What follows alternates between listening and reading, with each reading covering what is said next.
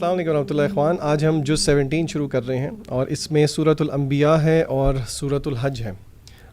آج over view تو میں نہیں دوں گا, اوور ویو شاید آپ میں سے کوئی دے دے, لیکن یہ ایک آیت ہے سورہ انبیاء کی جو کہ قرآن مجید کی سب آیات سے مجھے بہت مختلف لگتی ہے, کیونکہ جیسے جیسے ٹائم گزرتا جا رہا ہے ویسے ویسے ویسے تو اللہ کی ہر آیت سچی ہے, لیکن یہ آیت اور بھی سچی ہوتی جا رہی ہے, اور وہ سورہ انبیاء کی پہلی آیت ہے. اللہ تعالیٰ فرماتے ہیں اعوذ باللہ من الشیطان الرجیم اقترب للناس حسابهم وهم فی غفلۃ معرضون, کہ لوگوں کے حساب کا وقت قریب آتا جا رہا ہے اور وہ ہیں کہ غفلت سے منہ موڑے ہوئے ہیں. تو غفلت سے کیا مراد ہے؟ اسکالرز نے اس کے بارے میں کافی لکھا ہے, اور خاص طور پہ ایک بک ہے مل بھی جاتی ہے, شیخ صالح المنجد کی بک ہے دل کا بگاڑ, اردو میں بھی موجود ہے, انگلش میں میرا نہیں خیال اس کا ترجمہ ہوا ہوا یا نہیں ہوا ہوا. تو انہوں نے باقاعدہ ایک پورا اس پہ چیپٹر باندھا ہے اور انہوں نے اس کی تعریف بھی کی ہے, کچھ آیات بھی لے کے آئے ہیں. تو انہوں نے غفلت کی کچھ کیٹیگرائزیشنز کی ہیں, تو ان میں سے 2-3 میں آپ کے سامنے رکھوں گا انشاءاللہ. سب سے پہلی غفلت وہ کہتے ہیں کہ جنرل نیک اعمال سے غفلت, کہ انسان جو ہے وہ نیک اعمال میں غفلت کرتا ہے, اور اس کی دلیل وہ کیا دیتے ہیں, وہ کہتے ہیں کہ قیامت کے دن انسان ریگریٹ کرے گا اس چیز کو. سورہ قاف کی آیت ہے لقد كنت في غفلة هذا فكشفنا عنك غطاءك فبصرك اليوم حديد, کہ اس دن اس سے کہا جائے گا کہ تو پہلے غفلت میں پڑا ہوا تھا لیکن آج تیری نظر بالکل تیز ہو گئی اور تجھے نظر آنا شروع ہو گیا. بالکل اسی طرح اعمال کی غفلت کا موت کے وقت بھی انسان کو پتہ لگے گا, جب انسان موت کے وقت اللہ کو کہے گا کہ لولا اخرتنی الی اجل قریب, یا اللہ مجھے تھوڑا سا موقع دے دیں, فاصدق واکن من الصالحین, کہ میں صدقہ کر دوں اور میں نیکوکاروں میں سے ہو جاؤں. پھر اسی طرح شیخ صاحب کہتے ہیں کہ دوسری غفلت ہے قرآن مجید سے غفلت, کہ انسان کس طرح دنیا کے اندر قرآن سے غفلت کرتا ہے, حالانکہ قیامت کے دن یہی ہے جو کہ انسان کی شفاعت کرے گا. اور پھر وہ مختلف احادیث لے کے آئے ہیں, یعنی کہ جنرلی اسپیکنگ اگنورینس, اس کو ہم انگلش میں کیا کہیں گے, غفلت کو ہیڈ لیسنس کہیں گے, ہیڈ لیسنس کہیں گے, یعنی کہ ہر اس چیز سے انسان ہیڈ لیس ہو رہا ہے جو کہ آخرت میں اس کو فائدہ دے گی. خاص طور پہ اس میٹیریل دور کے اندر وہ والی چیزیں جو کہ شاید مباح کیٹیگری میں آئیں گی لیکن انسان کو وہ غفلت کرتی ہیں. خاص طور پہ ہم رمضان المبارک کے مہینے میں دیکھیں, ہمیں کوشش کرنی چاہیے کہ ہم جتنے غفلت والے ایکٹس ہیں ان کو ٹیپر آف کرنے کی کوشش کریں for the rest of 11 months. اچھا, ویسے انسان نیچرلی غافل ہے, اس کے پیچھے کیا سائنس آپ سمجھتے ہیں؟ کیونکہ دیکھیں ہر وہ چیز جو فائدہ مند ہے وہ انسان استعمال نہیں کرتا آن جنرل بیسس. جیسے دودھ کا ہمیں پتہ ہے زیادہ فائدہ مند, لیکن ہم پھر بھی کوک پیتے ہیں. اسی طرح ہمیں پتہ ہے رات سونا چاہیے لیکن ہم رات جاگتے ہیں. تو یہ جنرل غفلت. آپ نے نا بڑی اچھی بات کی ہے. ایک حدیث میں بھی آتا ہے احمد بھائی کہ اللہ کے نبی صلی اللہ علیہ وسلم نے کہا کہ قبر کے عذاب کے بارے میں آپ نے کہا کہ اگر تمہیں اس کا صحیح ادراک ہو جائے تو تم لوگ اپنے مردوں کو دفنانا بند کر دو, اپنی خواتین کے پاس بستر پہ جانا شروع کر دو. بلکہ شیخ صاحب نے اپنی بک میں غفلت کی کیٹیگریز میں ایک کیٹیگری پازیٹیو غفلت کی بھی لی, اور وہ ہے کہ ان الذین یرمون المحصنات, یعنی کہ ایسی عورتیں جو کہ غافل ہیں بے حیائی کے امور سے. تو یس آئی تھنک کچھ غفلت اس طرح کی بھی ہے جو کہ پازیٹیو ہے, بٹ زیادہ تر ایسی چیز جو کہ دین سے دوری کرے وہ مذموم ہے, ریکمینڈڈ نہیں ہے. اچھا, اسی سورہ میں آگے آیا نمبر 16 ہے وما خلقنا السماء والارض وما بینہما لاعبین. اللہ سبحانہ وتعالیٰ کہتے ہیں کہ ہم نے آسمانوں کو اور زمین کو نہیں بنایا کھیل تماشے کے لیے, اور جو بھی ان میں ان کے درمیان ہے, یعنی every thing that Allah is created there is purpose behind it. یعنی صرف یہ کوئی کھیل تماشا نہیں ہے اور وہی غفلت کی زندگی گزارنی نہیں ہے. اس میں انسان نے جو ہے نا اپنا پرپز ایک طے کرنا ہے, اس نے دیکھنا ہے کہ کون سا راستہ ہے جو اس نے اختیار کرنا ہے. کیونکہ اللہ سبحانہ وتعالیٰ نے نا انسانوں کو خاص طور پہ انٹلیکٹ کے اوپر پیدا کیا ہے.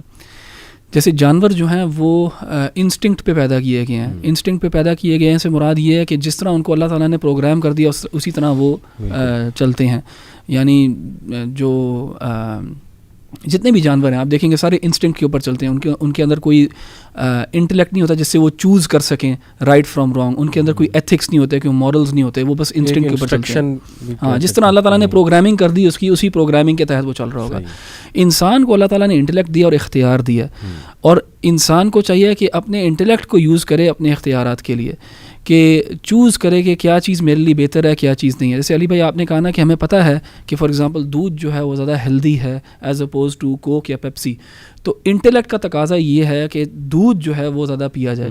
تو اللہ سبحانہ و تعالیٰ چاہتا ہے ہمیں کہ ہم اپنے لیے جو ہے جو the choices that we make in this life وہ عقل کی بنیاد کے اوپر ہوں. اینڈ یہ تو بالکل ہی بے عقلی سی بات ہے کہ یہ سب کائنات جو ہے اس کا کوئی مقصد ہی نہ ہو.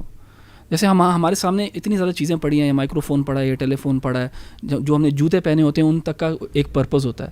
لیکن ہم یہ کیسے کہہ سکتے ہیں کہ ہمارا اپنا ہماری اپنی جو تخلیق ہے اس کا کوئی پرپس ہی نہیں ہے, بالکل بے مقصد ہے, اور بس انسان زندگی کو ایسی ہی گزارے جیسے کوئی آگے کوئی گول نہیں ہے, کوئی اینڈ نہیں ہے.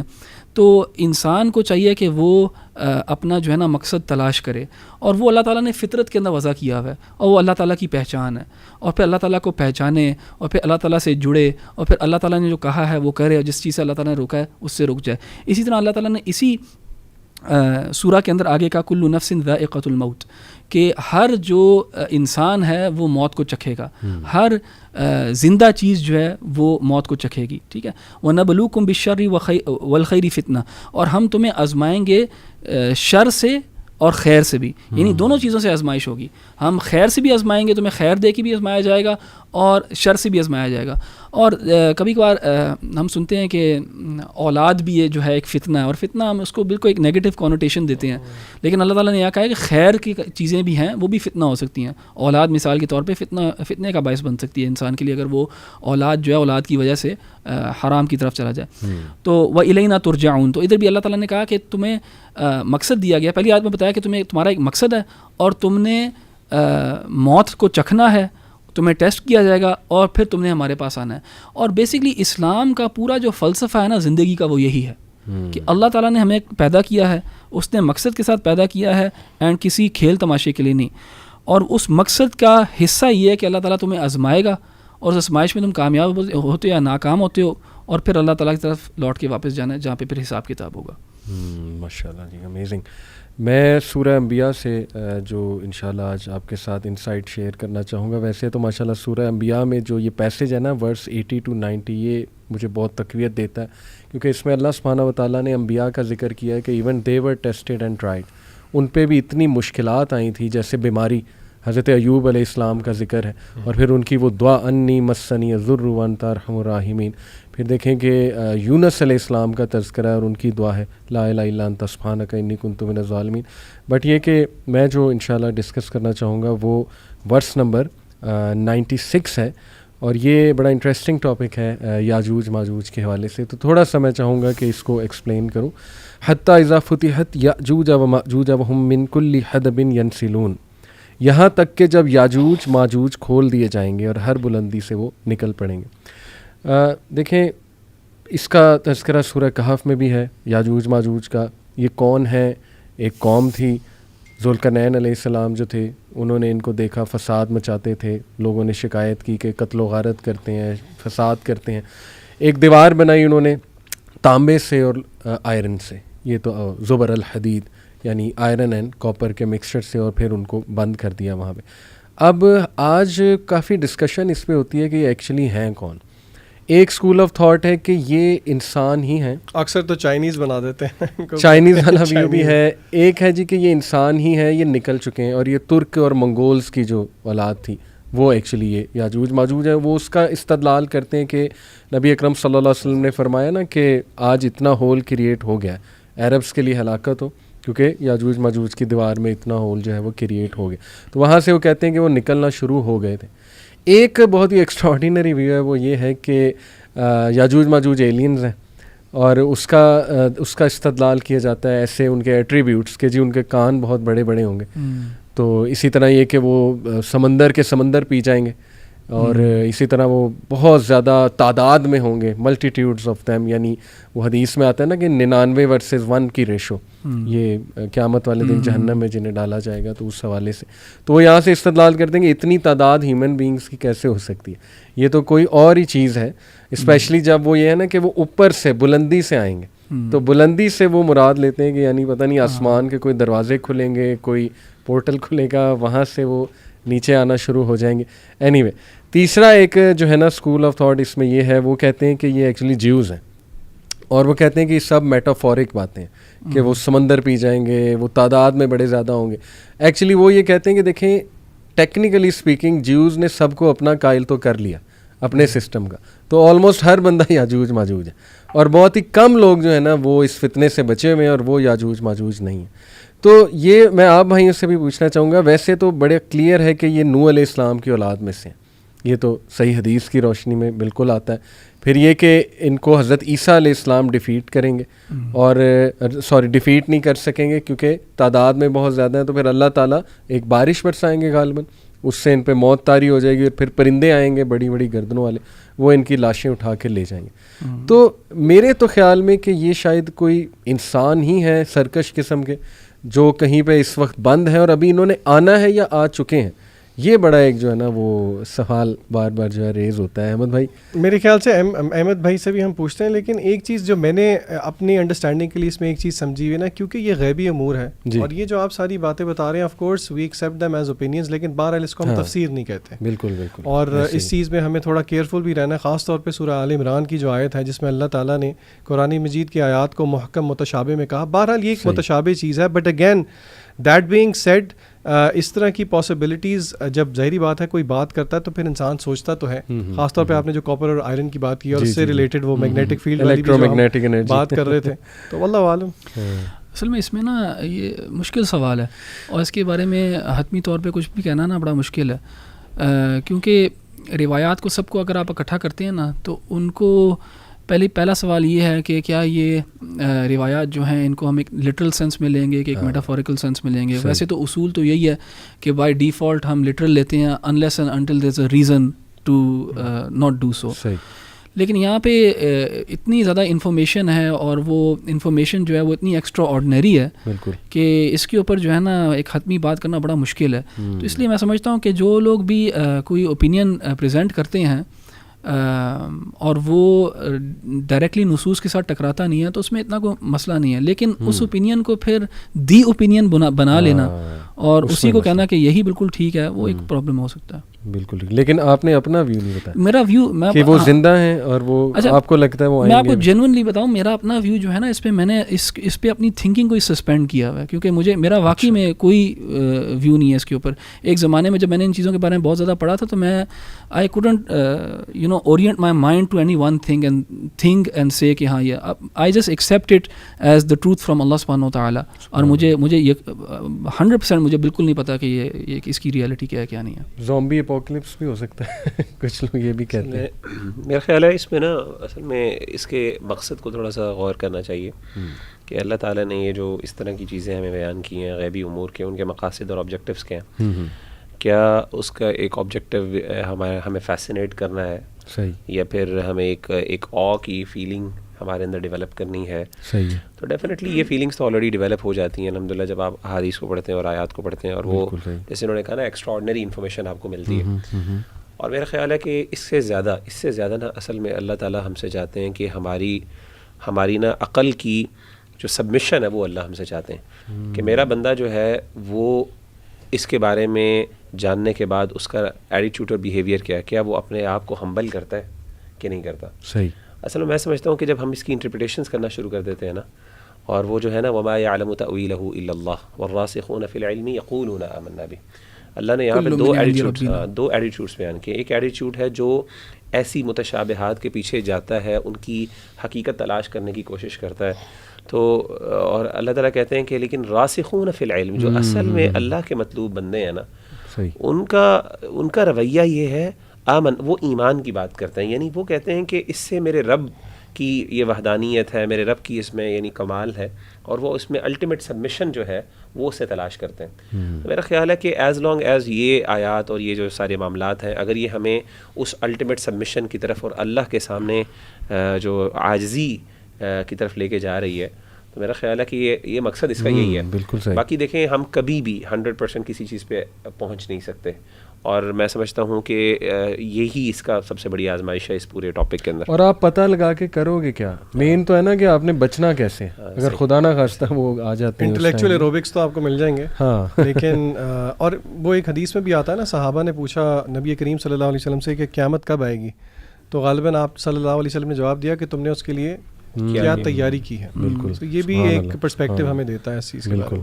میں اخوان جو آیات سورہ انبیاء کی آپ کے ساتھ 2 آیات شیئر کرنا چاہتا ہوں بالکل آغاز میں, یعنی آیت نمبر 1 ہے 22 اور 1 ہے 23, اور یہ 2 بہت بڑے مسئلے میں سمجھتا ہوں اس سے اللہ تعالیٰ حل کرتے ہیں. ایک ہے لو کان فیہما آلہۃ الا اللہ لفسدتا فسبحان اللہ رب العرش عما یصفون. اس آیت میں اللہ تعالیٰ نے بیسکلی توحید, اپنی وحدانیت کی ایک لاجیکل ایویڈنس دیا, اور وہ بڑا پروفاؤنڈ ایویڈنس ہے کہ اللہ تعالیٰ کہتے ہیں کہ اگر اس کائنات میں اللہ کے علاوہ اور بھی معبود ہوتے تو یہ کائنات جو ہے وہ چل نہ سکتی, یہ سسٹم جو ہے نا یہ فلاپ کر جاتا. فسبحان اللہ رب العرش, اللہ تعالیٰ بہت بلند ہے اور پاکیزہ ہیں, اور اللہ تعالیٰ عرش کے رب ہیں. عما یصفون, بہت بلند ہے اس سے جو یہ اللہ کو جو ہے ڈیڈیکیٹ کرتے ہیں. تو اس آیت سے ہمیں پتہ چلا کہ جو نظام اللہ نے قائم کیا ہے اس کائنات کا وہ اتنا بیوٹیفل اور اتنا پرفیکٹ ہے, اس میں وہ کمال ہے کہ اس کمال کو مینٹین تبھی ہی کیا جا سکتا ہے جب اس کی جو ہے سورس اور فیول جو ہے انرجی وہ صرف ایک سورس سے لے رہا ہو. اگر وہ ملٹیپل سورسز سے چیز آ رہی ہے تو وہ فساد پھیلائے گا. جیسے کہ اللہ تعالیٰ نے اس آیت میں کہا کہ بہت سے ظاہرہ الہہ ہوتے, خدا ہوتے, تو آپس میں ظاہر ان کے اختلافات ہوتے, اور اتنی پرفیکٹ لیول پہ ہر چیز جو اپنی جگہ پہ اتنے جسے کہتے ہیں نا سوفسٹیکیٹڈ لیول, سوفسٹیکیٹڈ سٹائل میں, اور یہ ساری چیزیں جو ہم دیکھتے ہیں نظام کے اندر, تو سبحان اللہ یہ اللہ تعالیٰ کی دلیل ہے کہ اللہ کی وحدانیت کی دلیل ہے. دوسری چیز جو اس میں اگلی آیت ہے نا وہ ہے لا یسأل عما یفعل وهم یسألون, کہ اللہ تعالیٰ سے سوال نہیں کیا جاتا کہ جو وہ کرتا ہے, جبکہ ان سے سوال کیا جاتا ہے. میں سمجھتا ہوں اس آیت میں نا اللہ تعالیٰ, یہ آیت ہمیں سکھاتی ہے کہ ہم نے اپنی ایکسپیکٹیشنز اللہ سے مینیج کس طرح کرنی ہے. دیکھیں میں سمجھتا ہوں کہ ون آف دا یعنی ریلیجنس کی طرف لوگوں کی انکلینیشنز کیوں ہوتی ہیں, خاص طور پہ آرگنائزڈ ریلیجنس کی وجہ سے, اس کی ایک بہت بڑی وجہ یہ ہے کہ ریلیجنس جو ہیں وہ بہت مشکل سوالوں کے جواب دے دیتے ہیں. ایسے سوالات جو ہانٹ کرتے ہیں فلاسفرز کو through out centuries. For example وہ 3 بڑے سوالات جن کو کہا جاتا ہے نا کہ انسان آیا کہاں پہ, انسان آیا کہاں سے, اور کیوں آیا, اور اس نے جانا کہاں. ایگزسٹینشیل کویسچنز ہیں. ریلیجن اس کا جواب دیتا ہے. لیکن یہاں پہ اللہ تعالیٰ اس چیز کو ہمیں سکھا رہے ہیں, یہ آیت سکھا رہی ہے کہ ہم نے اپنی ایکسپیکٹیشنز اس طرح مینیج کرنی ہے کہ ضروری نہیں ہے اللہ نے تمہارے بڑے سوالات کے جوابات دے دیے ہیں, لیکن اللہ سے یہ ایکسپیکٹ نہ کرو اللہ ہر چیز تمہیں بتائے گا. یعنی بہت سی ایسی چیزیں ہیں جو کہ ہمیں نہیں اس کے جوابات, اور یہ ہمیں ہمبل کرتی ہیں. جیسا تقدیر کا مسئلہ دیکھ لیں, یعنی تقدیر کے مسئلے کے بارے میں میرا خیال ہے کسی بندے کو یہ دعویٰ نہیں کرنا چاہیے کہ میں اس کی اصل حقیقت کو سمجھ چکا ہوں, نہیں کر سکتے. اسی طریقے سے آپ دیکھ لیں بڑے بیسک سوالات جیسے پرپز آف لائف کے حوالے سے کہ بھئی اللہ تعالیٰ نے انسان کو کیوں پیدا کیا, جب اللہ کو سب پتہ ہے, اور ہمارا ایمان ہے کہ اللہ کا علم اس چیز کو محیط ہے, احاطہ کیا ہوا ہے, اس کو پتہ ہے کہ کس بندے نے کدھر جانا ہے, کیا ساری چیزیں یہ انسان کی پیدائش سے کئی ہزار سال پہلے پتہ ہے, پھر بنایا کیوں. میرا سوال, میرے پاس اس کا شاید جواب نہیں ہے. ہم یہ کہتے ہیں کہ اس میں حکمت ضرور ہے کیونکہ وما خلقنا السماء والارض وما بینہما باطلا, لیکن وہ حکمت کیا ہے ہم نہیں جان سکتے. تو میرا خیال ہے کہ یہ اللہ تعالیٰ, اس سے نا انسان جو ہے وہ اللہ کے سامنے جو ہے وہ ہمبل بھی ہوتا ہے, اور انسان مایوس بھی نہیں ہوتا, کیونکہ اس کو پتہ ہے کہ میرے رب نے کچھ سوالوں کے جواب اپنے پاس رکھے ہوئے ہیں. وما يعلم تأويله الا اللہ. تو میں سمجھتا ہوں یہ بڑی پروفاؤنڈ آیات ہیں یہ 2 خاص طور پر. مغرب بھائی آپ کی جو بات ہے نا اسی کو میں ایک اور انداز میں بھی شیئر کروں گا آگے, کہ کچھ چیزوں کے بارے میں نا آپ نے بالکل صحیح کہا کہ اللہ سبحانہ وتعالیٰ نے ہمیں بتایا نہیں, اور اپنے تک وہ ان کے جوابات جو ہیں اپنے پاس ہی رکھے ہوئے ہیں. لیکن کچھ چیزیں ہیں جن کے بارے میں اللہ سبحانہ وتعالیٰ نے ہمیں بتایا ہے, اینڈ اگر وہ اللہ تعالیٰ ہمیں نہ بتاتا ان کے بارے میں تو انسانیت جو ہے وہ ہمیشہ ایک کشمکش میں ہی رہتی ہے, جو کہ ہم دیکھتے بھی ہیں. تو میں نے یہ یہاں پہ آیت ہے تورات کے بارے میں نا, وَلَقَدْ آتَيْنَا مُوسَى وَهَارُونَ الْفُرْقَانَ وَضِيَاءً وَذِكْرَىٰ لِلْمُتَّقِينَ. اللہ تعالیٰ نے کہا کہ ہم نے جو وحی نازل کی ہے موسیٰ علیہ السلام کے اوپر اور ہارون کے اوپر, وہ ایک فرقان ہے, رائٹ اینڈ رانگ میں ڈسٹنگوش کرنے والی چیز ہے, ڈفرینشیٹ کرنے والی چیز ہے, ایک لائٹ ہے. اللہ تعالیٰ کی جو وحی ہوتی ہے وہ ہمیں آنسرز بھی دیتی ہے کچھ چیزوں کے, اور بڑے کی کویسچنز کے آنسرز دیتی ہے. یعنی اللہ تعالیٰ نے کہا کہ یہ ایک کرائیٹیریا ہے جس کے تھرو آپ رائٹ اینڈ رانگ کو ڈسٹنگوش کر سکتے ہو. اگر ہم کلاسیکل سے لے کے ماڈرن فلاسفی کا جائزہ لینا کہ فلاسفرز نے تھرو آؤٹ دا سینچریز سوال کن چیزوں کے اوپر کیے ہیں, اینڈ ان کو ابھی بھی وہی سوال جو ہے ہمیشہ ریوزٹ ہو رہے ہوتے ہیں اور کوئی بھی اینکر ان کو کبھی نہیں ملا. اگر آپ پری سوکریٹک اسکالرس کو دیکھیں گے یا فلاسفرس کو دیکھیں گے, وہ بھی یہی سوال کر رہے ہیں, تھیلیز وغیرہ, اس کے بعد سوکریٹیز, پلیٹو, ایرسٹوٹل بھی, اور آج ماڈرن ڈے فلاسفرز بھی وہی سوال کرتے ہیں.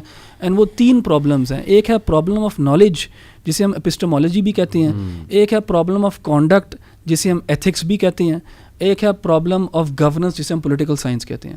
تو پرابلم آف نالج بیسکلی یہ ہے کہ ہم how do we know what we know, how do we find out what is true, کیا ریالٹی کیا ہے, کیا ہماری پرسیپشن ہے صرف, یعنی کہاں پہ اینکر ہے, کہاں سے ہم جو ہے نا چیزیں رائٹ اینڈ رانگ لیں گے, کہاں سے ہم نالج لیں گے. بیسکلی وہی جو ہے وہ آپ کا اسٹارٹنگ پوائنٹ ہے. اللہ تعالیٰ نے آپ کو دی یہ چیز اسی لیے تاکہ آپ جو ہے ان کچھ بیس ایکزیومیٹک پرنسپلز بنا لو, اس کے اوپر پھر اپنی سوچ اور عمارت کو کھڑا کرو. کیونکہ اگر اللہ تعالیٰ یہ نہیں دے گا نا تو ہمیشہ یہ آپ دیکھیں گے فلسفے میں یہ پرابلمس کبھی بھی سالو نہیں ہوئے, ہمیشہ نئی چیزیں آتی رہتی ہیں اور پھر پرانی چیزیں ریوزٹ ہوتی رہتی ہیں. مطلب فار ایگزامپل آج کل ماڈرن فلاسفی کے اندر پلاٹونک جو آئیڈیاز ہیں وہ بہت زیادہ ریوزٹ ہو رہے ہیں. سو وہ ایک سائیکل کے اندر انسان جو ہے گھومتا رہتا ہے. اسی طرح پرابلم آف کانڈکٹ جو ہے, what is right conduct and what is wrong conduct, غلط اور صحیح چیز کیا ہے, رائٹ اینڈ ایول کیا ہے, ایتھکس, ایتھیکل ماڈل کون سا والا آپ نے فالو کرنا ہے, کانسیکوینشلسٹ ماڈل فالو کرنا ہے, یوٹیلیٹینین ماڈل فالو کرنا ہے, الٹروسٹک ماڈل فالو کرنا ہے, ورچو ایتھکس فالو کرنا ہے. فرق ماڈلز ہیں. اللہ تعالیٰ جو ہے نا ہمیں ایک وحی دیتا ہے جس کے جو کرائیٹیرین ہے ڈیسائیڈ کرتا ہے کہ رائٹ چیز کیا ہے, رانگ چیز کیا ہے. ہمارے لیے بڑا آسان ہو جاتا ہے ایتھکس کے لحاظ کے اندر رائٹ اینڈ رانگ کانڈکٹ, اور اسی کے اوپر بلڈ کرتا ہے گورننس, کس قسم کی گورننس ہونی چاہیے, سوورینٹی کس کی ہونی چاہیے. یہ پولیٹیکل سائنس کا جو ہے بہت بڑا ٹاپک ہے. سوورینٹی کس کی ہونی چاہیے, پیپل کی ہونی چاہیے, مونارک کی ہونی چاہیے. وہ بھی ساری چیزیں جو ہے وحی ہمارے لیے حل کر دیتی ہیں. تو جو ہیومن ایکسپیرینس کے اندر جو وحی, جو فرقان اور جو لائٹ پرووائڈ کرتی ہے, اگر ہم اس کو ترک کرتے ہیں تو ہم دیکھتے ہیں کہ فلسفی میں وہی جو ہے نا چکر کاٹ رہے ہوتے ہیں انسان.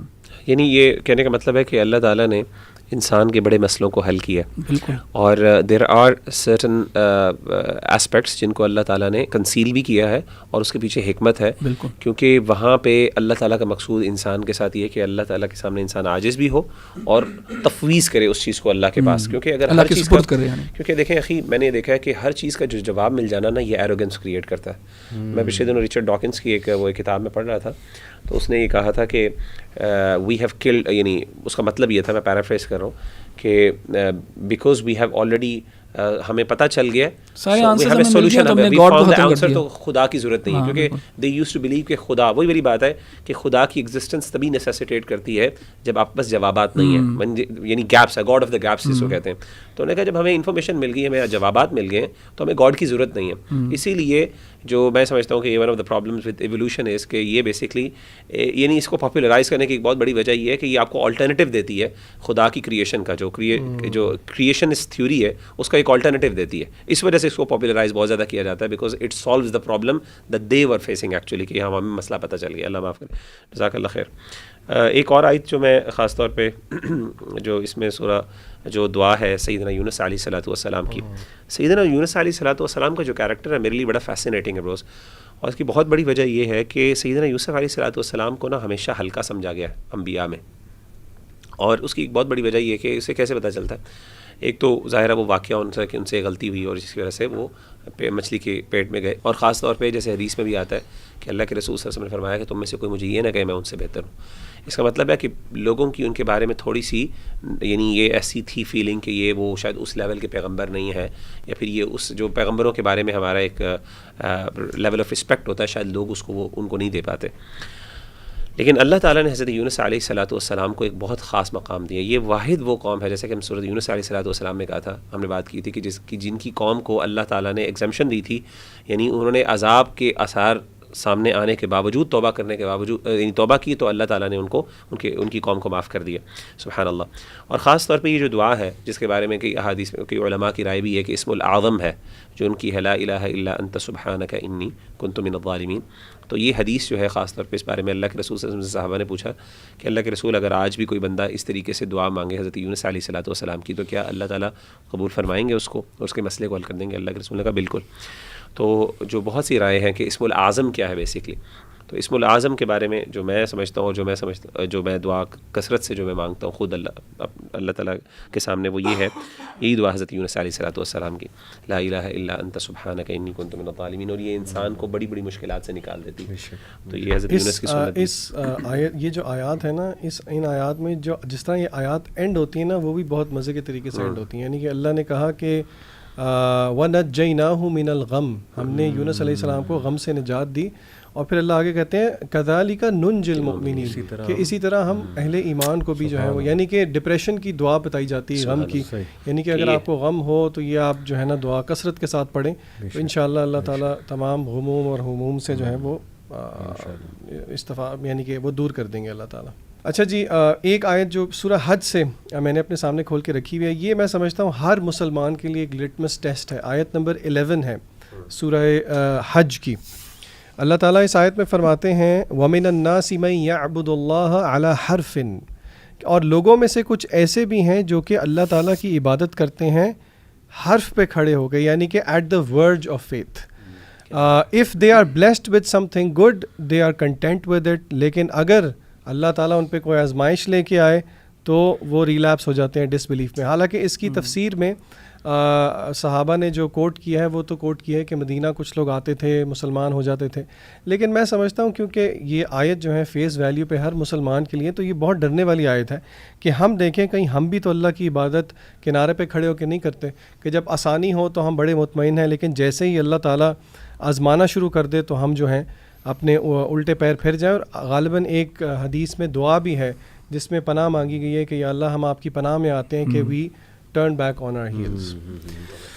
یہ اتنی امپورٹنٹ ہے کہ میں نے بھی یہی سلیکٹ کی ہوئی تھی، تو میں بھی اس پہ انشاءاللہ 2-3 پوائنٹس، اسی لیے آپ تھوڑا سا اسمائل کیے تھے جب جی میں نے بالکل بالکل. لیکن انشاءاللہ اگلا پوائنٹ آپ اس میں پلیز ایڈ کر دیجیے گا، خسیرت دنیا والآخرہ. اللہ تعالیٰ نے کہا کہ انسان جو ہے نا وہ دنیا کے لحاظ سے بھی خسارے میں پڑتا ہے اور پھر آخرت کے لحاظ سے بھی. جی. تو اس میں سب سے پہلے جیسے شان نے کہا لٹمس ٹیسٹ ہے. دیکھیں اس میں نا ایک کنفیوز مسلم کی سچویشن بیان کی گئی ہے جو ایج پہ کھڑا ہے. جیسے نا ایک بیٹل فیلڈ پہ نا ایک بندہ بالکل کونے میں کھڑا ہوتا ہے اور وہ دیکھ رہا ہوتا ہے کہ یار فتح ہو گئی تو میں آگے چلا جاؤں گا، نہیں ہوئی تو بھاگ جاؤں گا.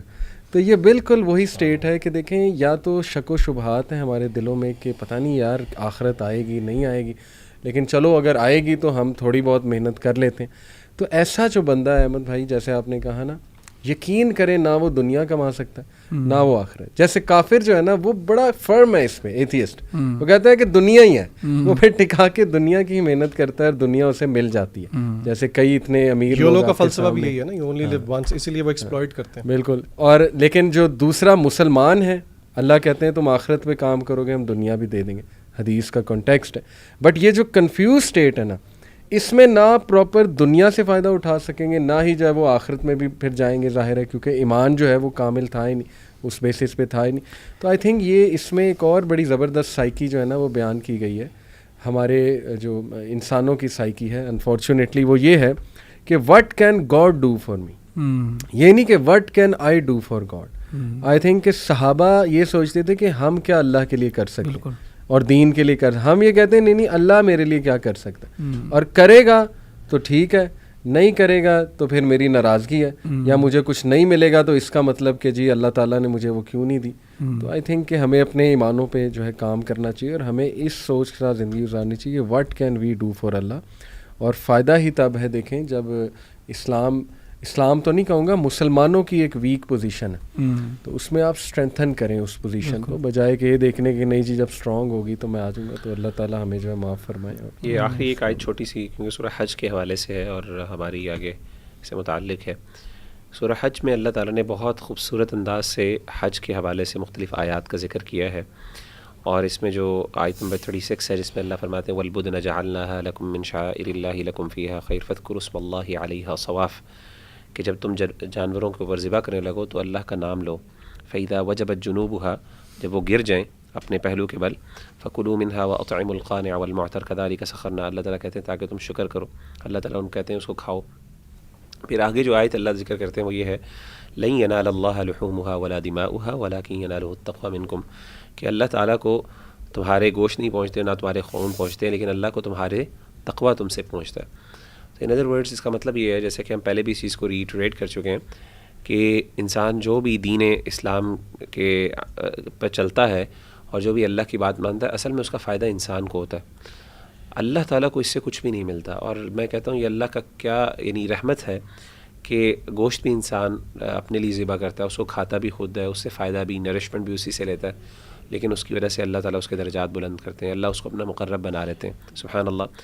اور میں دیکھتا ہوں کہ یہ جو روزے کی کیفیت ہے خاص طور پہ آج کل، کہ اس میں بھی انسان جو ہے وہ اپنی بھوک برداشت کر رہا ہے، اور اس طریقے سے اس کے فائدے انسان کو ہو رہے ہیں، انسان کا نفس پہ کنٹرول آ رہا ہے، انسان کا جو ہے وہ جسم یعنی اس سے فائدے اٹھا رہا ہے، انسان کا عزم وہ اس سے پختہ ہو رہا ہے، سائیکولوجیکلی اللہ تعالیٰ کے قریب ہو رہا ہے، مطلب ہزاروں طریقے ہیں، اور آ جا کے اللہ تعالیٰ انسان کو اپنے قریب کرنے اس کی وجہ سے. تو میں کہتا ہوں تقویٰ جو ہے نا، حج، اور حج میں بہت عاجزی ہے اخوان. آپ نے خود دیکھا ہے، مطلب میں دیکھتا ہوں نا حاجیوں کی جب کبھی حالت دیکھیں آپ، یعنی نو میٹر وہ ملینئر ہے بلینئر ہے، لیکن جب وہ اینڈ آف حج پہ پہنچا ہوتا ہے نا، اس ٹائم وہ بیچارہ ریچڈ ہوتا ہے. میرا خاص طور پہ جو یوم العرفہ ہوتا ہے نا، عرفات کا دن، مجھے آج بھی یاد ہے. الحمدللہ میں نے حج جب کیا تھا تو عصر سے لے کے مغرب تک کا جو ٹائم ہوتا ہے نا خاص طور پہ، یعنی کہ وداؤٹ ایگزیجریشن وہاں پہ نا آپ کو سسکیوں کی آوازیں آ رہی ہوتی ہیں، یعنی کہ لوگ جہاں آپ جا رہے ہیں لوگ رو رہے ہیں، اللہ سے دعائیں کر رہے ہیں. یعنی کہ وہ جب تک آپ نے ایکسپیرینس نہیں کیا نا، آپ یقیناً ان آیات کو بہت اپریشیٹ کریں گے جب آپ وہ مومنٹ دیکھتے ہیں. وَأَذِّن فِي النَّاسِ بِالْحَجِّ يَأْتُوكَ رِجَالًا وَعَلَىٰ كُلِّ ضَامِرٍ يَأْتِينَ مِنْ كُلِّ فَجٍّ عَمِيقٍ لِيَشْهَدُوا مَنَافِعَ لَهُمْ وَيَذْكُرُوا اسْمَ اللَّهِ. تو یہ میں سبحان اللہ، یہ آیات جو ہے نا سبحان اللہ، یہ بہت، یہ وہی والی بات ہے، یہ ایکسپیرینس کے ساتھ انسان فیل کر سکتا ہے. اللہ تعالیٰ ہم سب کو حج پہ جانے کی توفیق عطا فرمائے. آمین.